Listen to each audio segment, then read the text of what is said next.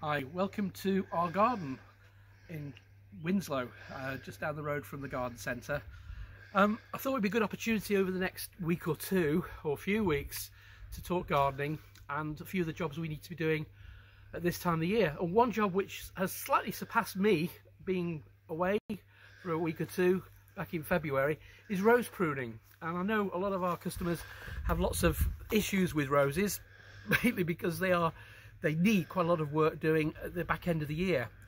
However, climbers, and this is a climbing rose we've got here, which has been actually growing for probably the last 4 or 5 years on this arbour, has settled in quite nicely.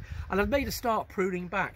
I mean, with climbers, you basically prune back by a percentage, so you usually take the plants back by about a third. That's the general reason. This was very vigorous last year. It produced lots and lots of flower. It was wonderful, lovely and fragrant. It's a small flowered climber, and it gives lots of pleasure, so it needs trimming back. And remember, with pruning, when you prune, you stimulate growth. That's the reason we do it. And also, in the case of roses, to encourage more blooms.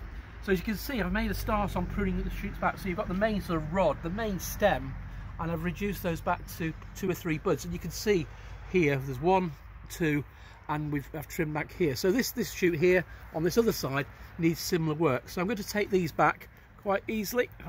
There we go, on there. Very simple to where one of the little leaf nodes are.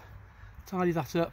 I'm going to leave this stem here in place because I want that to carry on growing in that direction to the right, so it gives more protection there. Now with the other roses, if you've already pruned your HTs, your Floribundas, your David Austin roses, your English roses, that's fine. Bear in mind though, those roses are going to need some feed, and you really need to be doing that over the next few weeks.